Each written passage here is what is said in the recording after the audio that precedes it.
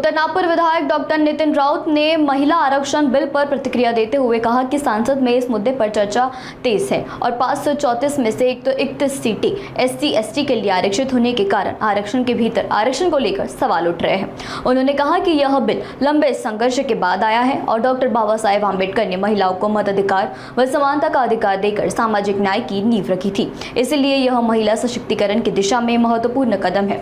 आइए जानते हैं नितिन राउत का इस पर सविस्तर बयान। देशामध्ये संसदेत आज महिला आरक्षणाच्या बिलावर चर्चा सुरू आहे। एकूण लोकसभेची सदस्य संख्या आपण जर लक्षात घेतली तर 543 असून त्यामध्ये SC/ST चं आरक्षण हे 131 आहे। जेव्हा आरक्षण बिल महिलांसाठी या देशात येत आहे अशा वेळेला या आरक्षणामध्ये आरक्षणात आरक्षण राहणार काय हा एक महत्वाचा मुद्दा त्या ठिकाणी निर्माण होतो। आणि खऱ्या अर्थाने जर आपण आज बघितलं की आजच विशेष अधिवेशन बोलवण्याची पाळी का आली आहे या सरकारवर, मोदीच्या सरकारवर, तर कुठेतरी आमच्या ममता दीदींनी वेस्ट बेंगॉलमध्ये त्यांचा खेला केलेला आहे। त्यामुळे तर हे संसदेचं विशेष सत्र बोलवण्यात आलं नाही, महिला आरक्षणाचं बिल आणण्यात आलं नाही।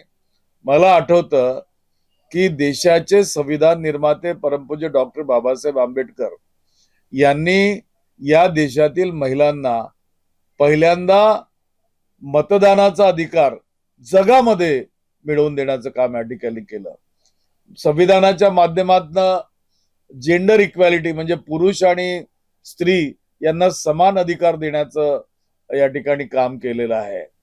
आणि जेव्हा महिला आरक्षणाची चर्चा मागच्या काँग्रेसच्या काळातील संसदेत जेव्हा झाली मागणी, त्या संसदेमध्ये अनेक लोकांची भाषणं झालेली आहेत आणि आमच्या नेत्या श्रीमती सोनिया गांधी यांनी महिला आरक्षण बिल आणू असं आश्वासित केलेलं होतं, परंतु 14 पासून आमची सरकार नसल्यानं ते आणण्यात आलं नाही। मध्यंतरीच्या काळामध्ये मोदींना श्रीमती सोनिया गांधी यांनी विनंती केली आणि महिला आरक्षणाचं बिल आणावं हे सुद्धा सुचवात या ठिकाणी केलाय।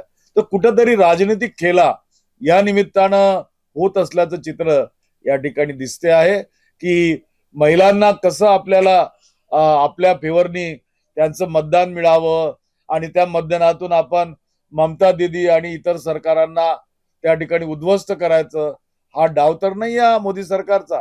आणि त्यामुळे हे बिल या ठिकाणी आणण्याचा प्रयत्न झालेला आहे।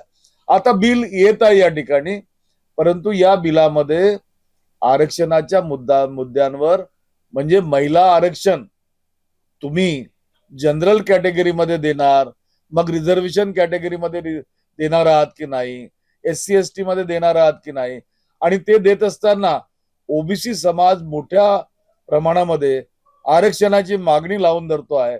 अशा वेळेला OBCतील महिलांना त्यांचं आरक्षण या ठिकाणी मिळणार आहे का?